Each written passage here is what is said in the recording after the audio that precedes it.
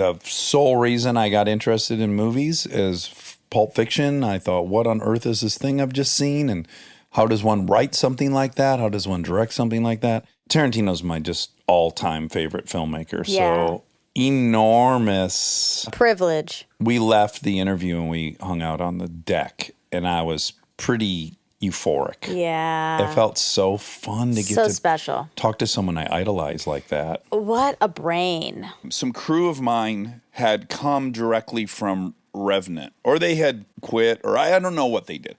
But I heard enough tales about the experience on that set that I started getting insecure and thinking, I guess you got to be an asshole to make a perfect movie. That's what I started buying into, that notion. But then I'm looking at you and I'm thinking, I've certainly not heard that reputation about you, that you're a fucking asshole and screaming at people. I don't know why I never think of you when I'm trying to make a counter argument. Like, you can be brilliant and nice. Like, you're kind of a joy to be around on set, yeah? Well, the thing about it is, it's a good question. You're saying, I'm trying to because you figure hear out the this, right? right? Oh, no, I know exactly what you're talking Yeah. about.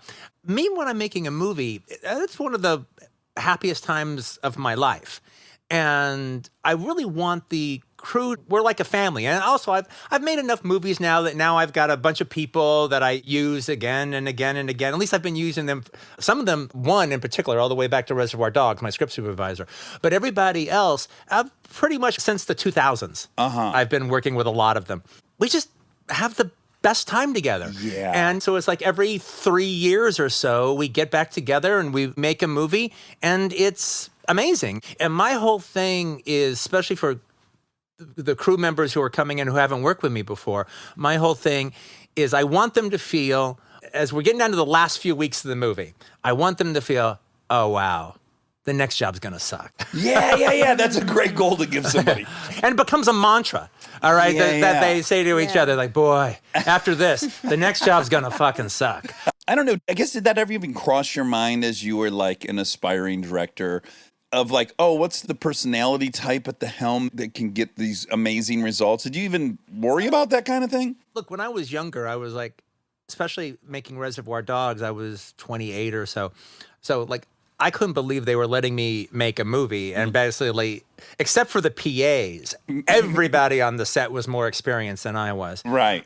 So like if the key grip had a tantrum, I'm not stopping him. I mean, Right. I was able to lead by respect. Yeah. Now, as time has gone on, I've changed. I was like, no, this is my set, and I actually understand everybody's job, and I know when you're not doing a good job. And there has been times that I have had a problem with crew members because they weren't up to snuff. Mm-hmm. They weren't good enough. And the biggest difference between, say, maybe Reservoir Dogs and Pulp Fiction compared to, say, the last 20 years, especially the last century, is if I've got a problem with you, you're fired.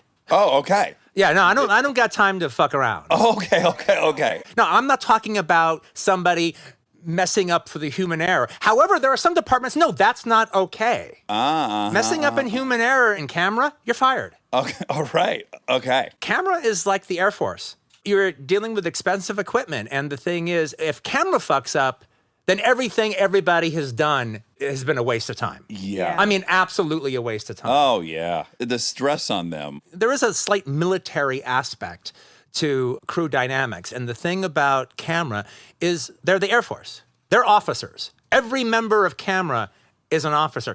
Even a camera PA, a camera intern is an officer in training.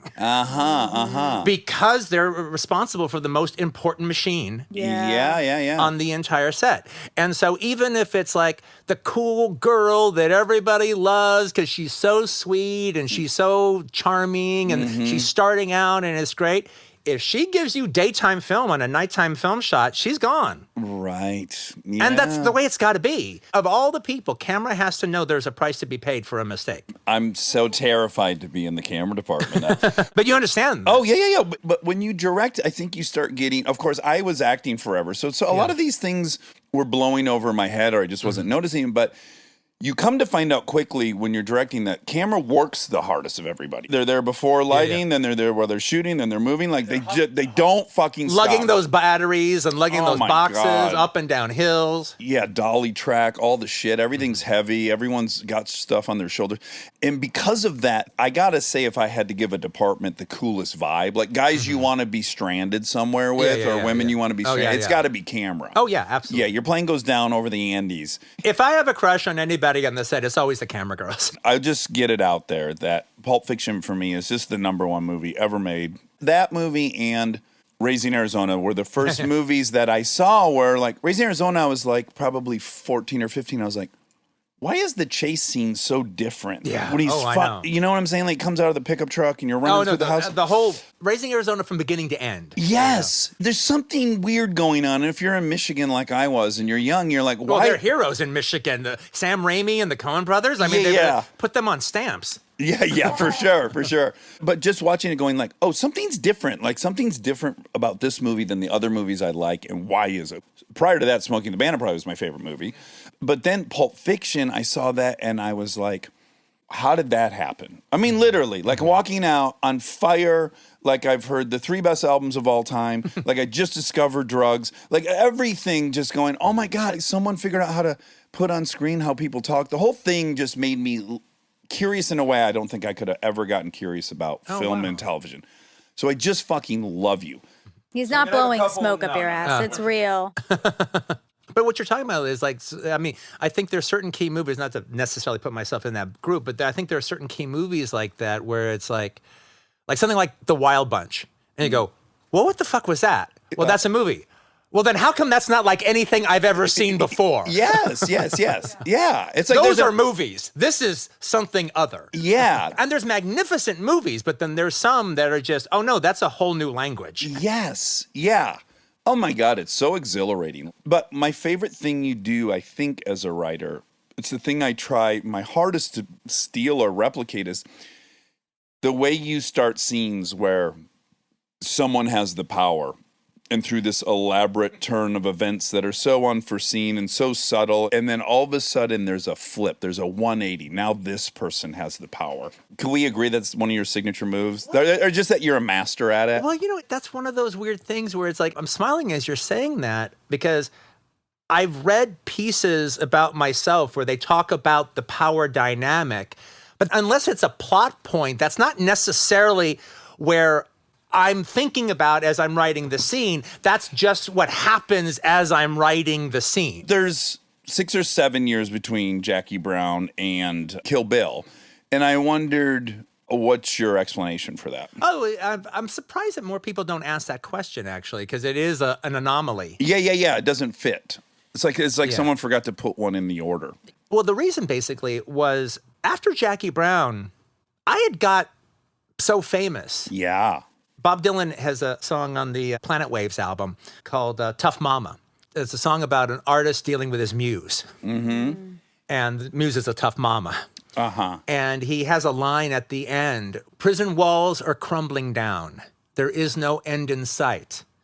I've gained my recognition, but I've lost my appetite. Uh-huh. Yeah. And so I wasn't going to quit or anything, but I was over it a little bit. What I was doing was I was writing Inglourious Basterds. I thought that was going to be the next movie. Yeah. And so I was writing Inglourious Basterds, and people were thinking that I had writer's block because it just wasn't coming, even though they heard I was doing it.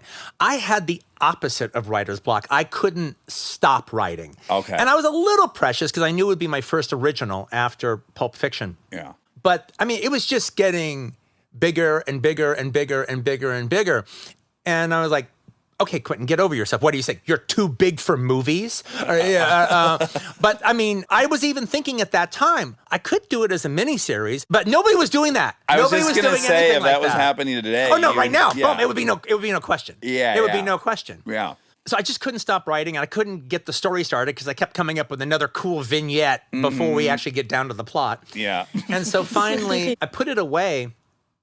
I go, okay, let me write something else, and then I'll attack this again. And after I've done something else, I'll probably have more discipline Okay. to attack this. And so to get over my epic-itis, I did Kill Bill. Cut to Kill Bill Part 1 and 2. Yeah. And it's like, okay, this is your anti-epic? Yeah.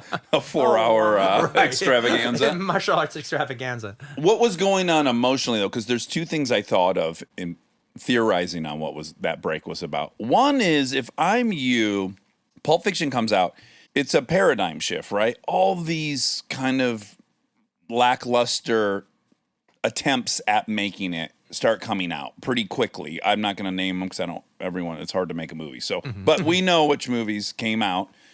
And I wondered if you started feeling like, oh, fuck, they're bastardizing my thing to a degree that I don't know that I can now do my thing. Oh, no, not at all. That didn't happen. No, not at all. As a matter of good. fact, I dug that. You felt flattered by it. I felt completely flattered by it. I mean, I always kind of thought of Pulp Fiction. One, I thought about it a little bit like a rock and roll spaghetti western any old way, but I did feel that it was an attack at gangster films similar to what Sergio Leone's spaghetti westerns were to western movies. This is the standard western movie. So the way he would be doing his operatic version of a John Ford film or a Bud Bedecker film or something like that, I was taking this cheeky pop culture Gen X thing to the Martin Scorsese movies, which are like the more traditional right gangster films of the time. But the thing is, when Leone did the Dollars trilogy, I mean, he started an entire subgenre, and then there was like 150 spaghetti westerns that came out all in the wake, and they could be different, they can go this way, and they can go that way. But the father of them was absolutely the Sergio Leone movies. Yeah. Well, I was excited. I was like, one, I thought it was really cool that people liked my writing so much that they were trying to copy it and sometimes rip it off, and I kind of dug that because because I didn't think any of them did it anywhere near as well. I was going to say, had one of them been awesome, it might be a different story. If one of them had been awesome, I would have been genuinely like, oh, wow, hey, good for you, man. Oh, okay. Yeah, I would have given them the tip of the chapeau. But the thing is, though, the fact that now I started a subgenre in gangster films and crime films where I was obviously the godfather of that subgenre. Well, oh my God, I've literally done what Leone did. In a really profound way. Big time. Did you know that at the time, or in retrospect now you can feel no, I saw it at the time. No, well, you couldn't help but see it at the time. There was that weird time in the 90s where like every second gangster film, but then what you call, Tarantino, like, well, they're blowing people up and then they're making sardonic jokes. Everything is ironic, which I don't think is the way my movies are. I think my movies are actually, I think there's a lot of emotions in my movies. I think they're super sincere. Yeah, and they're very sincere. And I hold back, but the characters don't hold back. The characters are not removed. I'm removed. My point of view is removed. But it's like intense emotions going on camera. For sure, Let me also give you the compliment of, it feels every single character you have in a movie, and there's often dozens, they're all ensembles, it's as if you treat each one as the lead of the movie. Whereas these other knockoffs of yours were kind of like, they used archetypes, and they didn't care about the people that they were giving the line to that was supposed to be provocative. Well, and also what most people at a certain point called Tarantino-esque was like, hey, do you remember Speed Racer? As the gangsters are driving to something. Rice to Rody, the San Francisco treat, as they blow somebody away. And I guess that's Tarantino-esque. Okay, now my other thought was simply, did it rattle you at all that Reservoir comes out of nowhere and it's spectacular for the budget and it really launches you into Pulp Fiction? And then Pulp Fiction is just something, again, when Jackie Brown didn't do as well as Pulp Fiction, did you at all have like a moment of fear or doubt? Oh, God, not at all. One, Jackie Brown did okay. Yeah. I'm just saying, when you were charting the trajectory, it seemed like your third movie should be Star Wars. Yeah, no, I didn't feel that way. My whole thing, what had been going on with the exception of Raising Arizona, what had happened time and time again, to such a degree that it was practically a cliche, is these young independent filmmakers would come out with these, just blow the top of your head off, drop your jaw first films that just blew you away. And they had the worst movie they ever did as their sophomore film. Well, it really follows the trajectory of musicians, too. The first album you wrote your whole life. Yeah, exactly. And now you got 3 months to write 3 months to write the second one. Yeah. And that had happened so much, it was actually a cliche. It was practically expected. Right. And not just even independent filmmakers. There was all kinds of filmmakers that I would see their first film, and like I saw everything, and boy, I was really into first films. And when I saw one that was fantastic, I ran to the movie theater to see their second one. Yeah. And it was usually, at the very least, not as good, if not like, what the fuck is this? Sure. I mean, if you've seen Thief and then you go see The Keep, you go, what the fuck is this? Oh, that's my favorite drama of all time, Thief. I You're know, talking yeah. about the Michael... Yeah, man, yeah. But then you go see Michael Mann's next film, Yeah. The Keep, which isn't horrible, but it's sort of like, what the fuck? Yeah, where's Thief? Yeah. And also, there was also this situation where I was really known on, like, the college scene with Reservoir Dogs and the independent film scene and like Village Voice, LA Weekly. It was big in the punk rock community. That's how I found it. And really big in the grunge bands. Kurt Cobain of Nirvana, they all really liked the film and they thanked me on Uterio on their second album. And I'm sure it was because it's a great tour bus movie. Oh, sure. Like once you like know it and you like it, then you Yeah. can just put it on and then you don't even have to watch it anymore. You can just listen to the dialogue. Yeah. But the thing is, though, okay, that was in America. In England, it exploded. Oh, really? And I became like a pop star Oh, wow. in England. And when Reservoir Dogs opened up, I mean, it just took over culturally. Political cartoons, they made jokes about it. And it was like, it was doing so well, they asked me to come back to London to do some more regional press and just more press because they were like, it's one of the hottest movies in town. Yeah. And I'd had a nice little art house hit, but when I landed, I saw the You had difference. Jaws. I saw the difference between having a nice little art house hit or when you've truly punctured the consciousness Yeah. of the zeitgeist. And so everyone was like, well, what's going to be next? What's going to be next? And everyone was betting that I was going to fall on my face. Uh-huh. And then it was Pulp Fiction. Yeah. Yeah. Oh, oops. So it was like, Oopsies. Wow. Wrong Yeah. bet. Oh, I'm going to ask you a potentially an offensive question, but as you're describing the appeal of Reservoir Dogs, which again, in the punk rock world in Detroit, that was the movie. You have such a fucking eye for what is cool in an uncanny way to the point where it absolutely everyone in the culture adopts it. Whether it's the music that was on the Pulp Fiction soundtrack, you couldn't go to a fucking party in the 90s in LA and not hear that soundtrack. Wasn't at one party without it. Do you yourself fancy yourself as someone that's cool? And if so, where's it coming from? Why can you identify what is so fucking cool? well, I think I'm cool. Okay, You good. know? That's a good question. I think It's kind of a hard question. It is kind of a hard question. You need to sum up for me why you know what's cool, which you probably don't know. Well, I don't know, but rather than wimp out, I'll try to answer the question. But it's literally me trying to. I'm thinking about what Sure. you're saying right now. I think there's something, especially to the Gen X generation, is they didn't have a lot, but they knew what they liked. Mm-hmm.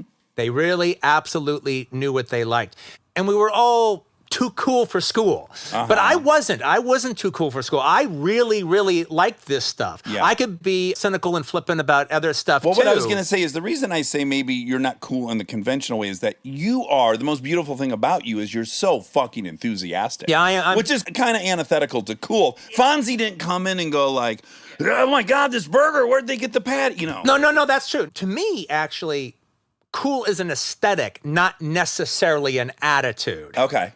I know what you mean, but I've never looked at cool as necessarily an attitude of being above things or hands off or you come to me. Aloof, You yeah. come to me, I don't come to you. I never thought about that as cool. I thought about taste, what you dig, what you like, what turns you on. Yeah. Who wins in that fight at the bar between Vincent Vega and Butch? Has that been asked? No, but he's a boxer. I know, but the way he says, "You heard me just fine, Punchy," I think, oh, he's ready to go. Well, he is ready might know. because he doesn't know he's a boxer. Oh, okay. He doesn't know who this guy is. Okay. Well, no, he does know. I take that back. No, he does know. He calls him Palooka. Yeah, he does know. Palooka. He does know, but also, He's got guns. but Butch is a civilian. He's a boxer. This guy's a killer. Yeah, I just love that because you've met Butch and you're like, oh yeah, this dude's fucking bad. And then you see him against Tarantino and Tarantino doesn't give a shit that he's bad. I don't know. It's fucking wonderful. Well, let me finish the question Yes, you asked please, early please. on about Jackie Brown. Yeah. So, Pulp Fiction, like, just to give you an idea, with Pulp Fiction, I was hoping the movie would make about $30 million.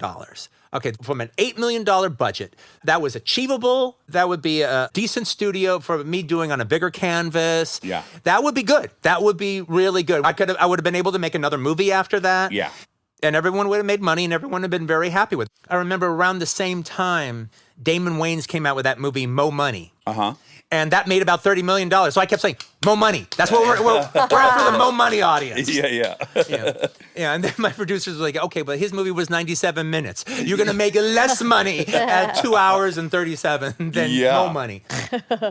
So even when we won the Palme d'Or and all this excitement and everything, the last thing I wanted for it was to come out and then be a disappointment. Yeah. So I was like, okay, guys, don't lose your mind. Yeah. This is still Hollywood. We're still coming Let's off not start sucking each other's dicks. Yes, exactly.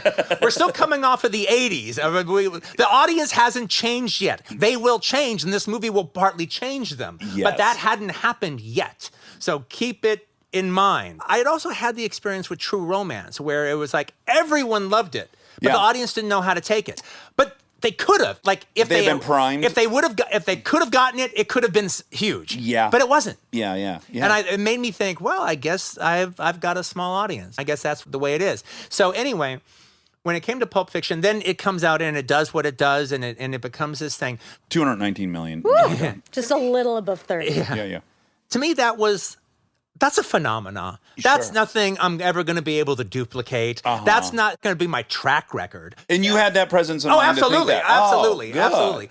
It's got me out there. I'm set now. I can make movies for the rest of my life. In my mind, I'd be like, I could probably make 3 bad ones. Like, I'll be able to get 3. I don't want to make any bad ones. I know, but like, worst case scenario, I bet I can get 3 going. No, I'm thinking, okay, I make a great one, but no one goes sees it. I'm still good. But the thing is, I was never in competition with Pulp Fiction. Oh, good. So it's like, oh, the next one might make 50, and then this one will make 60, and then this one will make 45. Yeah, I figured I was just in, and then maybe I'll get lucky, and that will happen again. Yeah. Also, there was the whole thing of, I wanted to go underneath Pulp Fiction. And you're not going to try to top Pulp Fiction. Yeah. So I wanted to go underneath it. That's why it's kind of has a different tone, and it's not trying to blow your mind or anything. It's so much slower immediately. Yeah. You're like, oh, the pace is much different. Yeah.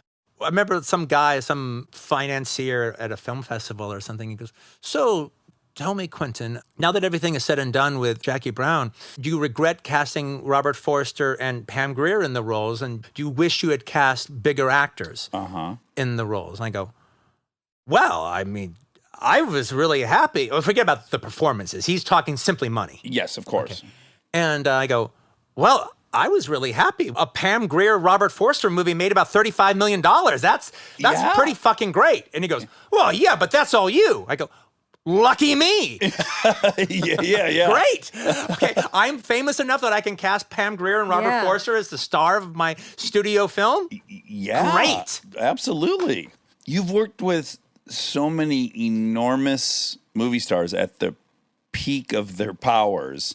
What makes you good at it? I mean, I'm guessing that you're just so enthusiastic and such a great cheerleader or have you clashed? Do you clash? I haven't had serious clashes. I mean, especially not with any of the leads of the movies. It's usually a situation.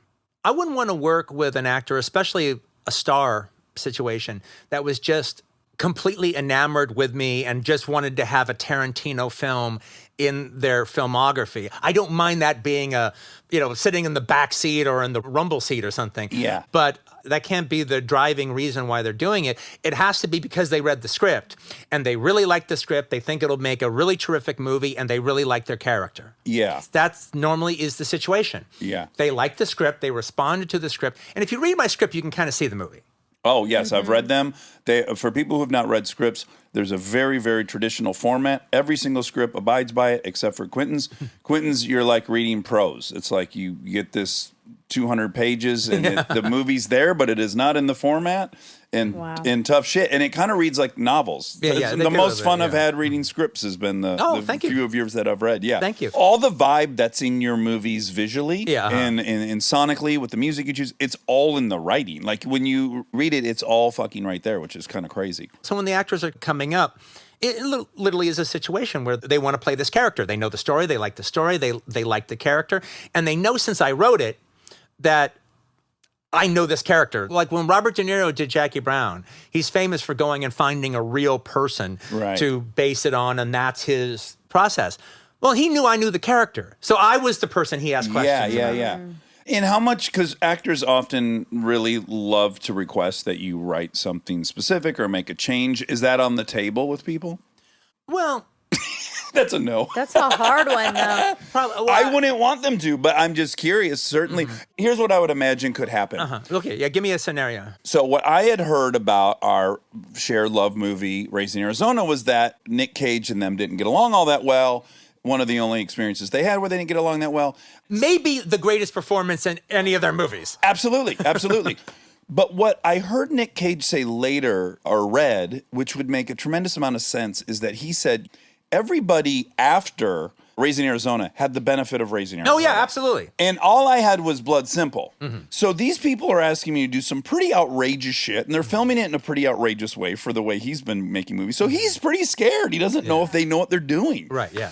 And I would imagine for you, Reservoir Dogs could have had that. Post Pulp Fiction, people trust you. But I wonder, even if on Pulp Fiction, that you have a huge star in that. You have Bruce Willis, and really you just have Reservoir Dogs. And now this thing's getting bigger. Well, it was an interesting thing. I mean, look, if anybody was going to fall into that camp, it would probably be John and then maybe a little bit Uma. Not Uma when she was shooting the movie. Right. But in trying to visualize what this movie was when she read the script. Yes, yeah.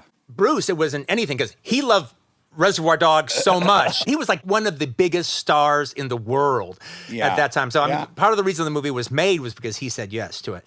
And he was just down like 120%. And he got to look so fucking cool. It's the coolest he's ever looked. And it's not that John loved me and John loved the character. And it was out of his comfort zone was what I would imagine. But everything you're saying was only in the script stage when they're figuring it out. Once we're in rehearsals and doing the movie, everyone was 100%. But John Travolta was a little bit like, okay, so I'm shooting heroin and I'm killing people and I blow some guy's head off and it's a comedy? It's a reasonable question. Well, again, no one had seen, I mean, outside of Scorsese where you find yourself, they're shoving the mailman's head into the fucking oven. And you find yourself laughing. You don't know why. I imagine most of the times when you're writing now, what percentage of it, you're writing for people generally, right? No. It's a mix. Oh, it is? Well, for instance, did you write that role for him? No, I couldn't write for Brad Pitt and Leonardo DiCaprio. I don't know if I'm going to get those guys. Come on, you must know. They're the two biggest stars in the world. Yeah. I guess as opposed to anybody else, I have a pretty good chance at it. But that doesn't. But that doesn't mean that like scheduling. Yeah, exactly. You deals. Almost would have to expect that one of them's going to be on a big 9-month project at the same time. While you're trying to get. And I'm not going to wait 9 months. All right. Right. And when I have one of the guys ready to go, because I'll lose that dude. Yeah. So they were a dream team. I had about like 5 or 6 different combinations of, okay, well, maybe him. But they actually had to be genuine combinations because the guy had to be the other guy's stunt double. Movies versus shows right now. I didn't think I would ever in my life say this, but if I had to give movies in general a grade over the last 2 years versus shows, there's no comparison for me currently. There just isn't that many great movies, and there's fucking a boatload of unbelievable shows. Well, I would say I know what you mean, but I wouldn't quite go there. And I'll tell you what I mean by that is, yes, there are stories that you can get caught up into. Big time, yeah. And you can get caught up in the stories, and you can get caught up in the fact that they're not stuck to a 2-hour, 2.5-hour format. So you really get to know the characters, and this thing can zing off here and zing off there if you're watching The Americans or you're watching Billions or whatever you're watching. It's still TV. They still have a TV budget. They still have a TV shooting schedule. Yes, I could have done Once Upon a Time in Hollywood as a miniseries. Right. And I could have shot everything I ever wanted for that miniseries. And that would have been fantastic. And say I even had the same budget, which was $95 million. That's a good budget. That's a great budget. Still could be $95 million stretched for 8 hours. Yeah. As opposed to $95 million stretched to 2.5 hours. Yes. So if I need 7 days to do a sequence, I have 7 days. If I need 2 weeks to do a sequence, Yes. I have 2 weeks. A TV director's not going to have that. They have to make too much product. They have to shoot too much material. Now, if it's just about getting the material shot, great. Yeah. But you're not going to have the sense of Scope and grandeur. Yeah, you're not going to have that kind of time. Yeah. Although there are a couple that pop into my mind that are like a little bit of exceptions where it's like the quality is fucking there. Well, one of the anomalies would be something like, not that I ever watched it, but would be Game of Thrones. Yeah, They yeah. had the time, and they would spend 3 weeks on a battle scene. Absolutely. Yeah, they would shoot for 11 months. Yeah, exactly. But really, that and Band of Brothers, and after that, forget about it. Nothing else really has that kind of scale. Yeah, but just to counter that, you also then have like Fargo. Do you watch Fargo, the TV show? No, I don't actually. Okay. Unbelievable. And when you're watching it, you're like, how are they making something this good for $3 million an episode? Okay, but again, it's probably script-based. Yeah, it's phenomenally written. Yeah, it's script-based. Well, Yeah. script-based you can do. Yeah. If you're talking about scenes of people talking to each other and dialogues, yeah. then I'm not putting that down. Obviously, I'm not putting dialogue scenes down. Yeah. All right, yeah, you can do that. Mm-hmm. That's doable. That has come now where that is our outlet for it because in general, and I'm not one that's always hating on Marvel stuff, I'm not, but a scene that's 6 pages long that's all dialogue, you're not seeing that in a script unless you go make a movie. It's pretty much not happening in movies, so it's only happening on TV, and that was my favorite part of movies. No. That's genuine. I'm sure you watch much more television than I do. Mm-hmm. But of all the limited series that I've watched, and I've heard other people say this, so I don't think I was just the only one. I've heard a lot of people say this. The only one that actually felt like a movie, it was just a 7-hour movie, was The Queen's Gambit. Oh my God. so Wasn't that fucking good. great? But that was not a TV series. That was just a 7-hour movie. Or did it seem Okay. like a TV series to No, you? I agree. It did feel just like a full A to Z movie. It was a movie, yeah. It just felt like a movie. You're right. Yeah. Okay. I was going to propose The Great is for me that way as well. Have you Which seen one? The Great on Hulu? It's about Catherine the Great. Oh, okay. But it's a satire. It's got the craziest tone. I fucking love it. And then the other one I would say is The Patriot. Did you see that show on Amazon? Okay. If it's on Amazon and Hulu, I haven't yeah. seen it. Okay. You're not a big streamer. I'm not a big streamer. Okay. Everyone knows this. You famously said you're going to do 10 movies. You've done 9 movies. You must believe somewhat in the simulation because you happen to pick your 10 movies in the time where movies were still thriving and awesome. And I don't know that one, even with your talent, could go make 10 movies going forward. I'm just not sure. Yeah. It's No, like, I- what a timeline you picked for I this. know. There was this aspect about 2019. It was like, whoa, were we the last movies to fly through the window before the window was slammed shut for all time? Yeah, I mean, literally. I yeah. mean, I think, even if movies come back, will it be like that? I know. No. You're one of like 3 people that can get something made Yeah. that isn't a part of some IP. Will that world even exist anymore? One of the things that Tom Rothman always said about Once Upon a Time in Hollywood is, it's like, look, we're Sony. Yeah, we have our own Marvel stuff, but we don't have the Marvel stuff that Disney has. Yeah. And we don't have the DC stuff that Warner Brothers has. And we don't have Harry Potter, and we don't have all these different, you name the franchises. Yep. We don't have all that. We're about asses in seats. We're not about doing this. We're not. If Once Upon a Time in Hollywood is going to be a success, it's because we got people to leave the house when they could do anything in the world they wanted to do that night, and they went and paid to see a movie and sat their ass in a fucking chair. Yes. And then if it's a movie's a hit there, then it'll be a hit in all the other things down the line. But we have to make it a hit at the theaters.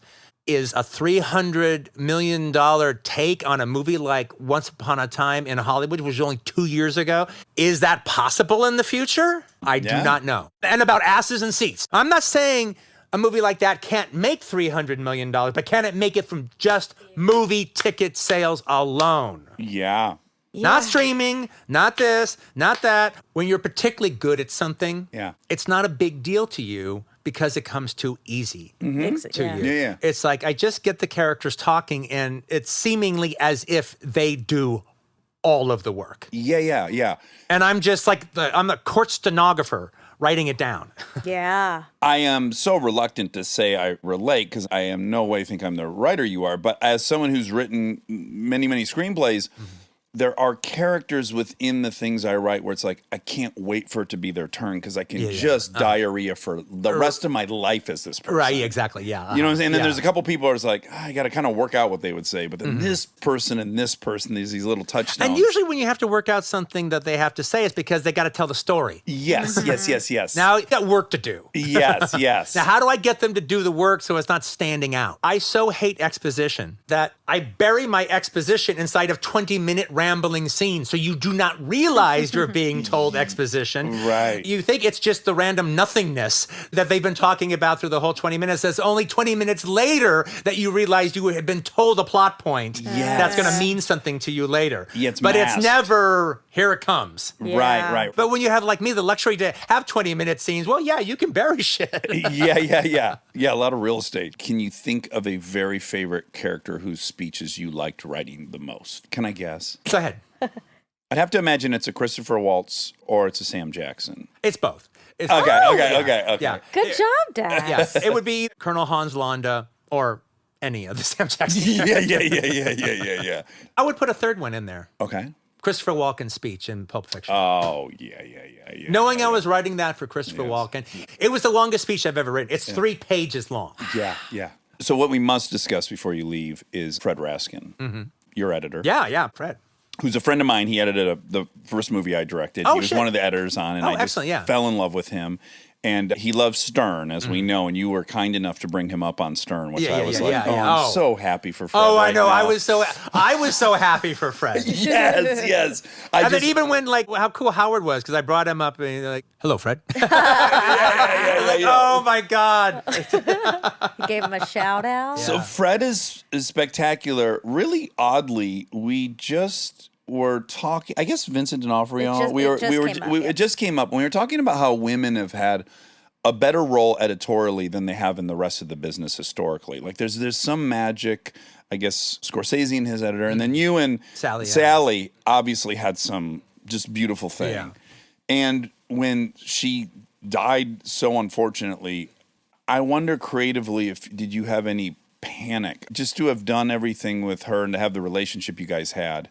I didn't have panic, but I know it's worth doing, but it was like, oh, wow, this is never going to be the same again. Yeah. And will it ever be this fun again? It was just heartbreaking. It was heartbreaking. Yeah. I always say that a script is the first cut of the movie, and the edit is the last draft of the script. Yeah. And then and we literally sat next to each other all day long, right, connected right to each other. Well, and maybe you feel differently, but also when you go away and you shoot a movie, you're so in the experience of shooting it. And then you go to this little room and the weight of like, well, I got to turn that into something. I find that scary. I think that's the scariest part because you got what you got. And now let's see if you can put it together in a way you imagined it. I'm always having a blast at editing. You're not depressed when you see a first assembly? I don't watch first assemblies. Oh, that's smart. I've had some of the worst days of my entire life of seeing assembly. no. I'm like, I got to call people and say, sorry, I took your money. No. No, I would never watch a first assembly. And look, I'm not telling Sally or Fred much of anything during the shoot. Okay. Maybe we watch dailies together for the first 3 weeks, but now, okay, I can't keep watching the footage. Like, it makes me want to edit, and like I'm here. I'm doing this. I'm doing this. Yeah. So to me, the first assembly is simply them getting familiar with the footage. They have notes they have from the first AD is, Quentin liked this take, Quentin liked that take. Yeah. This was his favorite. But I'm not sitting there talking, okay, so I'm thinking that we start here and then we do this and then let's hop the line over here and ba. No, just have at it. Do whatever the hell you want. And that's them getting familiar with the footage as I am. And so then when we start editing, we start, okay, scene 1, here we go, boom. We start with scene 1, and I've made my notes for what I want to do. Okay, so Fred, let's see what you did. So I watched the assembly of that scene. Yes, okay, great. Just before we start. So you don't go all the way through and then go, oh, here's the global notes. You just start scene by scene, get the scenes right, and then watch it for global thoughts? See, I watch all the footage, all the takes for that given scene the night before. Oh, okay. And I make all my notes. Yeah. about everything. And then I get, from watching the takes that work and the takes that don't work, I start building a structure to how I want to put it together. Sometimes it doesn't work, but most of the time it does. And I never look at the notes to see, well, no, I don't want to know what I thought was great on that day. I want to know what I think is great now. Yeah, that's hard. Yeah. And well, it means you're looking at a lot of fucking shit. And so I'm working all night long, making all these notes. And like every time so-and-so says this line good, well, then I write it down. Yeah. So now I know exactly what I want to do when I show up at editing the next day. But we start, okay, let me see what you did, Fred. Great, yeah. And then I see what he did. And if he did something better, if maybe he had a neat idea that I didn't think about. Yeah. And oftentimes, like the little cuts of the inserts are like fantastic the way they do it. That's really great. And I can, okay, let's see. Say, I was going to do this and this and this. I think I still want to do this and this and this, but let's end it the way you did. I like that ending. That's a good ending. Let's end it that way. Yeah. If you had to guess an average of how many takes you do, could you say? Is there an average? It's usually around 6, 7, or 8. Okay. Sometimes 4, sometimes 3.